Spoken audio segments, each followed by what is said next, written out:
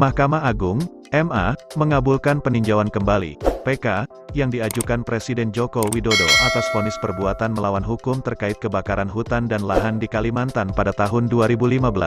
Dengan dikabulkannya PK, maka Jokowi dan para tergugat lepas dari sejumlah hukuman yang diberikan dari pengadilan tingkat pertama hingga kasasi. Amar putusan, kabul, demikian bunyi keterangan dalam situs kepanitraan.mahkamahagung.go.id. Dikutip pada Sabtu, tanggal 19 November tahun 2022, keterangan dalam situs itu menyebutkan bahwa perkara nomor 980 PKPDT 2022 ini telah diputus dan sedang dalam proses minutasi oleh majelis.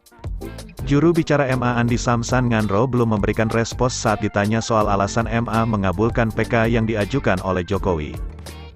Adapun putusan ini diketok pada tanggal 3 November tahun 2022 lalu oleh Majelis Hakim yang terdiri dari Zahrul Rabain selaku ketua serta Ibrahim dan Muh Yunus Wahab sebagai anggota. Dalam perkara ini, mereka yang berstatus sebagai pemohon adalah Negara Republik Indonesia, RI, cek Presiden RI cek Menteri Dalam Negeri RI cek Gubernur Kalimantan Tengah, kemudian, Negara RI cek Menteri Lingkungan Hidup dan Kehutanan RI, serta Negara cek Presiden RI. Sebelumnya, para pemohon PK itu merupakan pihak tergugat dalam gugatan perdata yang diajukan oleh sejumlah warga terkait kebakaran hutan dan lahan di Kalimantan.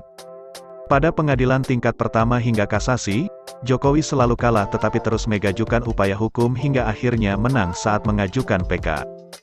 Adapun dalam sebelum PK dikabulkan, pengadilan menyatakan Jokowi dan para tergugat melakukan perbuatan hukum dan dijatuhi sejumlah hukuman. Beberapa hukuman yang diberikan antara lain mendirikan rumah sakit khusus paru dan penyakit lain kibat pencemaran udara asap, mengumumkan kepada publik lahan yang terbakar dan perusahaan pemegang izinnya, serta membentuk tim gabungan untuk meninjau dan merevisi izin usaha pengelolaan hutan dan perkebunan.